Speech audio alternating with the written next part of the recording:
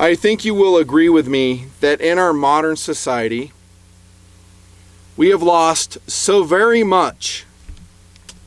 We are on a one-way trip, I fear. We will not go back to the old days. I don't see that happening. I just don't. I wish it would. I really do. But I don't see it happening. I think you would agree with me in that. Also in the firearms world, we've lost a lot. We've gained a lot of great tactical stuff. I talk about it, review it here all the time, have for the last 19 years. Holy cow, 19 years, yes. Yeah, we've lost a lot, but I can make a whole video about that. I've ranted about it before in philosophy videos. Join my Patreon account. Go there. I have all my philosophy videos there, and I try to just put those rants in those. But I think you would agree with me that even in the firearms world, we've lost things like this. This is a beautiful Marlin 336C 3030 that I got from an estate sale like a decade ago, something like that. It's a cast member here in the project. It is frequent. He'll come out to be a standard of measure when we talk about lever action guns. And what do you know, we're talking about the center fire Marlin Ruger 1894s here. So it's appropriate that we remind ourselves what we've lost. Look at the bluing, bro. We ask ourselves, can the modern firearms manufacturers recreate this? I asked the question the entire time in the Nut and Fancy project. I did get on Marlin before they went out of business for their lax quality controls. I reviewed a 3030, like a modern production Marlin 3030 back, it was a long time ago, like 2014. And I pretty much railed on its quality levels. I'm like, dude, whatever happened? I think you know the story, Marlin. Went out of business. Ruger thankfully bought it and is preserving it. We're going to get into the specifics of the 1894. For sure. It is good news for us. I would agree. Good news for us. The question I'm going to pose to you here is it to this level of beauty, of specialness? This is a very high level. Now, there are some Winchesters that will approach this for sure. I'm not going to say that Marlin, classic Marlins, were the only one. I love Winchester 3030s as well. I've shown you that. I do have one, by the way. I don't think it's as in good a condition as this one is. Yeah, but oh, by the way, that is my own mounted Marlin peep sight on the receiver. I drilled and tapped that myself. If you don't like it, I don't care, because it's my gun. Albeit for now, it's my gun. Then when I pass on, either my boys will take care of it or it goes into the hands of someone else, hopefully who loves it and has loved it as I have. So that's the question. Can we produce this now? Talking about the things we've lost. Can this gun be produced now? Well, in the bunker we are. It's been a while, by the way, since I've been in the bunker. And remember, dudes, the content doesn't necessarily post in chronological order. In other words, sometimes guys are confused. They're like, yeah, maybe there's something going on in society and I don't mention it. I don't like to mention things like that because my reviews are designed to be timeless. Maybe my style's different, how I'm doing it. I look different, fatter, skinnier. We'll jump everywhere. So I have gun reviews that have been filmed and not posted dating back to 3 years ago. So there you go. When will I post this? I don't know. It really is up to you, dudes. The more you watch, the more I post. Gun reviews go on the 8 channel. They have forever. Guys never went over to Rumble. They never went over to YouTube. So guys, for whatever reason, are staying in YouTube, as I've ranted about, and here we are. So 50,000 or more views on a GRV, you'll get more. So there you go. And I am shadow banned. Been that way for a very, very long time. YouTube does not show my channel feed anywhere as recommended videos. Oftentimes it doesn't send out notifications, blah, blah, blah. Anyways, do your part, subscribe, become a donor in patreon.com/nutandfancy, and all the flow gets posted there. So if you're just like a dude that shows up once a week on the 8 channel, you're like, man, this project isn't really going anywhere. Actually, it's going very fast. in the Patreon Clubhouse. We're talking 3 videos a week of all types, of all the core content, and some great surprises. On we go with this review, because I don't want to make this feature length. We got to get going. They're Marlin Ruger. I'm calling it Ruger, although they do have their own Marlin website now. Here's the 1894 classic lever, and this review will serve for the entire lineup, the classic lever lineup. So it's available in, I believe, 44 Magnum, yep, 30-30, and then this one, 38 Special 357. I do have some negative things to say about this gun. What? I do, because I'm honest. I'm not bought and paid for by Ruger. They do not support me. Gunny's, the Great American Gun Store in Orem, loaned me this gun. So go say thank you to them. Buy something while you're there. They need your support as well. Yeah, so I'm independent. So the only people that pay me are you guys. So it's viewer supported, and that way you get the straight skinny on this. Now we're looking at the gun. Let's start with the looks. Did they capture the excellence of that Marlin 336C? Or whatever classic Marlin you want to go back. Maybe the 39A, also a beautiful rifle. The older ones especially. That's a 22 lever. I would say they have done a very good job. Very good job. Now, granted, there's some CNC stuff going on here. Modern materials. It's not hand-fitted like it used to be. Super high quality, consistent CNC manufacturing. But we're talking about a blued steel receiver. I do believe it is forged. We're talking about gorgeous walnut with cut, not pressed checkering. The short answer is yes, they've done it. They have. Now, to me, just to me, this looks a little bit more like a Winchester than it does a Marlin, but whatever.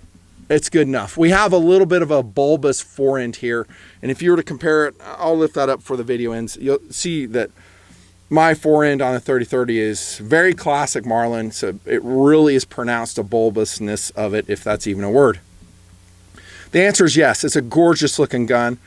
I think the bluing is maybe one step below something that would give me personally a boner. Maybe you are getting one now looking at it, but it's good bluing in the modern era. I think the receiver bluing is pretty good. I do have a tiny scratch on there somewhere. I'll tell you why that happened. I do try to take care of these guns because they are on loan. I do not purchase them. Gunnies, I do try to get them back to them in good condition. But what happens in the desert happens in the desert. And you're going to see this gave me some surprises as well. So overall, if we get into philosophy of use, we're satiating a demand for classic lever guns that are basically polished, blued, forged steel, and walnut. And thank you, Ruger, you have delivered. Good job. And it comes in several different variations. It's taken some years for them to start producing it, but I'm going to do a separate review on the 30-30 Dark series, whatever it is, the Dark Ops, whatever the hell that thing's called with the forend. That'll be a fun review. Tune into that one. I was going to roll in this one, but we got too much to cover just with the 357 38 Special. And some other ones. Let's see. We've got the Classic, the Trapper, the Guide, SBL, and this one, the Classic. I think the Classic is going to be their best selling across the board. And I mentioned the chamberings already. 38 Special 357, 44 Mag 30-30. Now, I think Henry firearms are outstanding for the quality. I'm sorry, for the money and the quality, but they're value guns in a lot of ways, although their prices have raised. I think they're going to give this gun some great competition. And I hope to, with your guys' support, bring some of their lever action guns on camera, and we'll take them out in the desert, and I'll do reviews on those. Philosophy of use, then, I would say pin-up demand. Guy can't or doesn't want to go out and spend up to $2,000 on a classic Marlin 30-30. This is good. The retail price on this is like $12.80 currently. And then Gunny's at the time of filming was selling it just below $1,000, which I think is a fantastic deal for, again, the level of quality. And what I've always said in my, I got to put my glove on because my nail's coming off. I smashed it. I've always said that I've told 357. Colt this. I've told Marlin this. All the manufacturers. Make it super high quality. We will pay the price. And this is a great representation, manifestation of that principle. That this is doing just that. It's kind of no holds barred. Steel. I don't see any plastic on it. We even have the bullseye, the white and red bullseye, a Marlin throwback as I understand it. By the way, there's your swivel studs for forward and in the back of the 1894. So great job. Now we go to calibers. I will tell you right now, we'll get into why I don't really recommend this 38 Special 357 caliber currently in the 1894. I would either get 44 Magnum, probably not, because that's so very expensive to shoot, probably 30-30. Now you could make the case, well, between 30-30, 44 Magnum, they're both expensive to shoot, but I just love 30-30. I've always loved it. You can run Levolution in it, is a good round. The Dark Ops that I tested in, however, I'm jumping ahead, but it didn't shoot it that accurately. Yeah, I'd probably go 30-30 on it. But if you got it in 38 Special, 357, cheaper to shoot, more rounds, by the way. So that one will hold 9 rounds 357, 10 rounds 38 Special, because there's a difference in overall length. And then 44 Magnums, 10 rounds, and 30-36 rounds. And in that chambering, all kinds of fun things you could do with it. Critter getter if you need it. Recreational shooting, especially 38 Special. Jumping into that, however, when I was shooting 38 Special in this, it really felt like I was shooting a 22. And I was saying to myself out there while I'm testing, I'm like, why would I not just shoot a 39A or my Winchester 94-22 in 22, or even 22 Mag for less? Because the recoil, the report sounded about the same. I was just like, wow. To have fun in this chambering, you really need to shoot 357 Magnum. Stand by.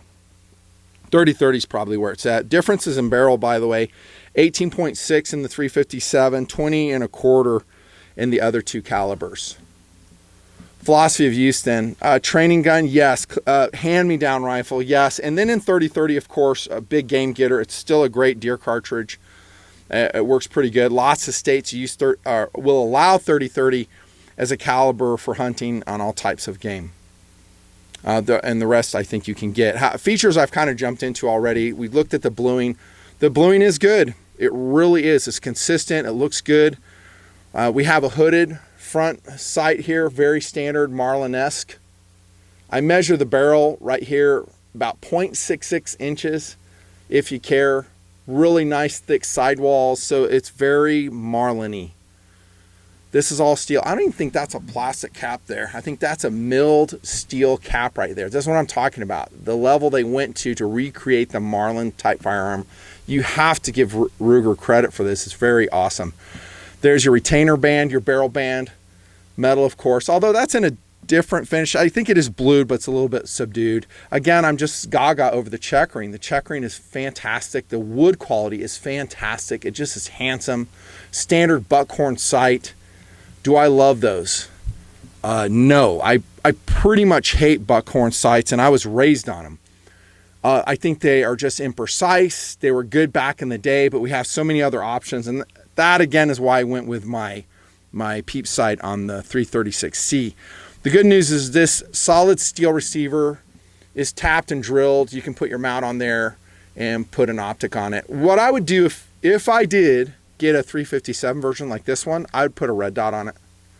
Below, I'll list some of my most favorite red dots. Guys always like it when I do that. At least that's what the donors tell me. And say, what are you using? What are you having really good experience with? And I'll put them there. And then O-sight is coming into play right now. I'll be talking more about O-sight as we go along there. We have a crossbolt safety here. I've been known to say I absolutely hate these on a lever action gun. That's because I've been a traditionalist. However, you're going to be shocked when I tell you this. I kind of liked it when I was testing because then I didn't have to go to half cock. I just leave the hammer back, put the safety on. I can't believe I'm saying that because I think it is blasphemous to put that on. Guys are deleting it. They're putting O-rings around it so it doesn't, accidentally turn on, turn off. Usually what we do with a lever action is we just put it in half cock and just run it like we've always run it. And you can still do that. You can ignore the safety, but for being marketable in a lot of different states, I think they have to put that on there. Then we have receiver loading. The loading gate is rather stiff, I found. My technique for loading this, it's imperfect and slow, but just push around in and don't push it all the way in and then follow it up with the next round. I'll probably do an overlay video showing you how badly I suck at the process. But like, if you want to get good at it, be like a cowboy action shooter dude that's running levers all the time. They get very fast at it, and they have their own techniques, their own ways of doing it, their own calibers they like, for not just for knockdown power, but for speed. Yeah, this is a great looking gun. How about smoothness of action? Well, it's good. I wouldn't say it's amazing. I think it could benefit from some gunsmithing to really slick it up. There, I said it. Like compared to my 336, it doesn't compare. But it's a new gun. You know, it doesn't have a ton of rounds through it, so it will smooth out, slick up with more use. And plus, you could just operate it when you're watching fancy videos on your large screen TV in your house. There you go. We have a small loop here. Will they ever come out with a large loop variation? I have a Rossi large loop here I'll show before I end the video. I don't know. This one's fine. Works fine for me. Trigger is decent. It pulls at about 6 pounds for me. I probably would not do anything with the trigger. Take down a standard 30-30, and yes, I did have to take it down. We'll get to that. Cut check ring. Another good look at the wood. And I love this, a solid rubber butt pad that isn't really for recoil. You don't need it on this caliber. You don't need it on any of the calibers, 44 or 30-30. I don't think any of them recoil that much. But just for consistency in placement in your shoulder pocket, very nice, very Marlin-esque as well. And then the standard hammer right here. I can't tell you if this is forged or mimed. I would imagine it's mimed, ejection molded. Ruger does that kind of stuff all the time. And there you go. So different flavors. Oh, one thing I've meant to say is other ones have like a gold trigger. That's a Marlin thing. This one does not. So the one you get might have it. I don't know if the 1894 and 357 just doesn't have this. I really don't know. Whatever. Overall, presents very nice. How did it shoot? On we go. Time check. Oh, dang. I need to rush it. Well, not rush it. Well, out of the gate, and I have been hinting to this the entire video, I had problems. And like I said, I shot a lot of 357 in it, or at least attempted to.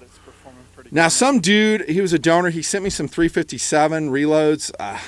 If you're watching, dude, those were absolute garbage. They malfunctioned. I got about a 25% fire rate out of those, so I can't accept reloads anymore. It's got to be factory ammunition. But even with factory ammunition, I was using Federal, like 158 JHPs, with an exposed lead tip. It hard jammed. I mean, really hard jammed, to the point that the testing had to be stopped. I had to take it out of field, take it back, disassemble it, and unjam it. Look at that. I attributed this to probably a longer overall length of the 357 cartridge I was using. I should have measured it. I didn't. Again, it was an exposed lead tip, but it should handle it. Ruger should have designed it such that it'll handle all commercially loaded 357, which this was. Again, I'm telling you, it's Federal. It's not some wacko 357. I mean, it jammed so hard, and I'll have overlay video. I could not get the gun back into operation. Fast forward. So I took the gun apart, got it fixed, I lubricated it, and I was like, okay, that was weird. Let's start again. So I went to the table. I'm shooting 38 Special. Those had no problems at all, but most of those were shooting, not all, but most of them were FMJs. Of course, those are going to feed in cycling and lever action. And then the 357s from the table, when I shot for accuracy, actually did pretty good. And I was like, oh, okay, so maybe it's just a weird thing, like it's just breaking in. And then in the field, I'm just running rounds through it. 38 Special, JHPs, FMJs, and then back to 357s. I just had 2 loads, and it jammed again. And then the testing stopped. I was like done. I was like, okay. I tried to get it unstuck in the field, and it's basically where the lifter comes up in transition. You'll see an overlay. The cartridge just jammed in that angle, and there's no moving the lever. There's no doing anything with the hammer. I actually had to take the stock off, and then I just very patiently worked the cartridge with a flat-bladed screwdriver, with safety goggles, with hearing protection, and just tried to little by little just loosen it up where I could get it to cycle, and that finally worked. It was difficult, and it was a showstopper. That's why I'm not going to recommend this caliber to you currently. Here I go again, finding problems that no one else finds out about, because I went online and I was like, well, am I the only one that had this happen? Oh, yeah. It's all glowing reviews on this. And I looked specifically in the 38, 357, 1894. Did anybody have any reliability problems? And maybe I missed it, but yeah, for 357, there's no way in the world I would run those in this with the way it is. You're going to lock it up in field and you're done. And again, we get to the funny thing that people often say is lever actions are so reliable. Actually, they can be quite unreliable. And I've tested 1, 2, 3, 4 lever actions in the last year that have had serious issues. And if you go further back, it's more than that. Which is, it's hard to wrap my head around because the gun is so high quality. But I always have to ask the question, where is your infield testing, dudes? The new Marlin, which is Ruger. Where's your infield testing? You should go out and shoot 1,000 rounds out of just, maybe not 1,000, but shoot 400 rounds out of 10 samples each and just see, is there anything that we missed in the build of this? I don't know, dudes. Oh, by the way, straight line stock on this. Other variations will have like the semi-pistol grip, which I have a Marlin that way. I'm talking real Marlin in 44 Magnum. 1895, I want to say, that one. So would I buy in this caliber? The answer is no. But would I buy in 30-30? Absolutely. Because 30-30 I think is going to be reliable. I could be wrong. 44 Magnum would be a distant second. But maybe. Let me know if you have and really have shot it. The thing that guys do is they buy their guns and they just don't shoot them. That they'll sit under their bed in their gun safe and there they'll sit forever. Or they go out and shoot them 100 rounds and that's it. And dude, ammo's expensive. Time is hard to find.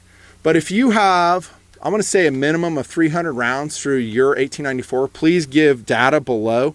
And remember, every Nut and Fancy project, gun review, knife review, watch review, is like a forum where we learn from each other of data. So be honest. If it was great, tell us. If it sucked, let us know. Yeah, here, let me show you the accuracy. I did mention that it's pretty good. Oh my goodness, I hope I have my target. Son of a gun. Oh, come on. Here it is, I got it. Okay, so remember this is open sights and this is 357. I said core sights, I mentioned that, red dot, and then I said trigger, pulling at 6 pounds. And I discounted these two because I wanted to. They're actually part of the group. But the majority is right there. That's pretty good. 101 temperature on that.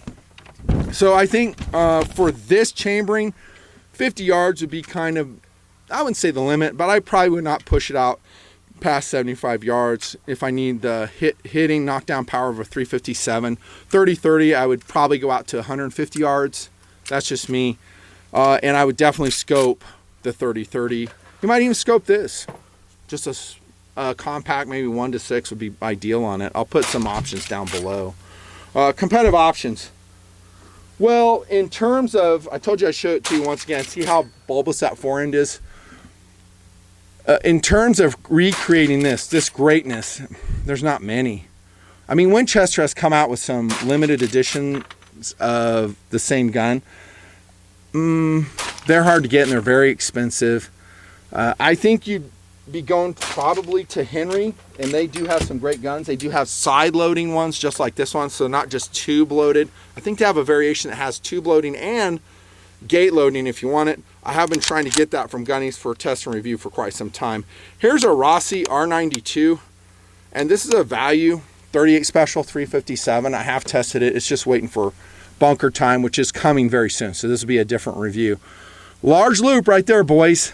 This tested very good early, and then it just fell apart with the curse of the desert. So it's not really recommended. There you go. I'll just tell you right there. I was really sad because like, oh man, at first it's shooting smooth. It was okay. It's got huge buckhorn rear sight. I just hate the sights on this. And it's very Winchester-y because, of course, it doesn't have a enclosed action or a solid receiver on the top, just like a Winchester. Yeah, so it's out there, but dang it, sadly not recommended. And then a couple others, but there's not many, at least for this. What I'm going to say at the end of this video then is that I think they've done an outstanding job in quality, satiating our demand for walnut and steel. The bluing is good. We just have a minor problem with the feeding of a 357. I think it can be rectified. In fact, if you bought one, I think if you send it back to Ruger, they probably just polish the feed ramp, maybe take a little bit of the metal off, and they'd probably say, oh, maybe we didn't gauge it right for longer overall length cartridges. I think that's what's going on, especially exposed lead noses. If you have a 357 jacketed hollow point, I don't think you're going to have that problem. I think it's the exposed lead. That's what I was shooting that day. But there you go. Overall, it's a great gun. In 30-30, I think it's an absolute win. You'll see some guys below that have purchased it that absolutely love it, and I think it's money well spent. And we should support Ruger for saving Marlin. That's what they did. They saved Marlin, and they're giving us and resurrecting great gun designs like this. Nothing fancy. All right, so fun. Thanks so much for your kind support. Hit the notification bell. Subscribe to both channels. Watch both channels. Go there probably every 3 days. Just see what's going on. If I see more activity on the channels, I post more. I'm talking view numbers. And go to Patreon. Thanks so much. We'll see you next video. Over and out.